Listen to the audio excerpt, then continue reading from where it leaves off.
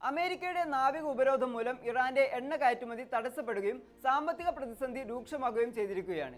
ഈ സാഹചര്യത്തിൽ പരമ്പരാഗത യുദ്ധമുറകൾക്ക് പകരം ഡോൾഫിനുകളെ ഉപയോഗിച്ച് US യുദ്ധക്കപ്പലുകളെ ആക്രമിക്കാൻ ഇറാന്റെ പ്രതിരോധ വിഭാഗം ചർച്ചകൾ നടത്തുന്നതായി the Wall Street journal report ചെയ്തു. US നാവികസേനയുടെ കപ്പലുകളിലേക്ക് മൈനുകൾ എത്തിക്കുക എന്നതാണ് ഈ ഡോൾഫിനുകളുടെ പ്രധാന ചുമതല. കപ്പലുകളുടെ പ്രൊപ്പല്ലർ ശബ്ദം തിരിച്ചറിയാനും അവയിൽ സ്ഫോടക വസ്തുക്കൾ ഘടിപ്പിക്കാനും ഇവയ്ക്ക് പ്രത്യേക പരിശീലനം ലഭിച്ചിട്ടുണ്ട്. സ്ഫോടക വസ്തുക്കൾ ശരീരത്തിൽ ഘടിപ്പിച്ച് കപ്പലുകളിൽ ഇടിച്ചു കയറുന്ന ചാവേർ ആക്രമണങ്ങൾക്കും ഡോൾഫിനുകളെ ഉപയോഗിക്കുമെന്ന് കരുതപ്പെടുന്നു. സൈനിക ആവശ്യങ്ങൾക്കായി ഡോൾഫിനുകളെ ഉപയോഗിക്കാൻ ഇറാൻ ശ്രമിക്കുന്നത് ഇതാദ്യമല്ല. 2000-ൽ സോവിയറ്റ് നാവികസേനയിൽ നിന്ന് ഇറാൻ ഇത്തരം ഡോൾഫിനുകളെ സ്വന്തമാക്കിയതായി BBC ന്യൂസ് അന്ന് റിപ്പോർട്ട് ചെയ്തിരുന്നു. സോവിയറ്റ് യൂണിയന്റെ തകർച്ചയ്ക്കു ശേഷം അന്നത്തെ നാവിക പരിശീലകരിൽ നിന്ന് ഇറാൻ 27 കടൽ ജീവികളെ വാങ്ങി എന്നായിരുന്നു റിപ്പോർട്ട്.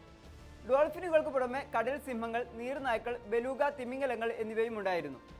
ഡോൾഫിനുകളുടെ സ്വാഭാവികമായ എക്കോ ലൊക്കേഷൻ ഉപയോഗിച്ച് ഇത് അത്യാധുനിക സോനർ സംവിധാനങ്ങളെക്കാളും കൃത്യമായി ശത്രു നീക്കങ്ങൾ കണ്ടെത്താനാകും. ശത്രു കപ്പലുകൾക്ക് വേഗത്തിൽ കണ്ടെത്താനാകാത്ത വിധം കടലിനടിയിലൂടെ സ്ഫോടക വസ്തുക്കൾ എത്തിക്കാനും ഇവയ്ക്ക് സാധിക്കും.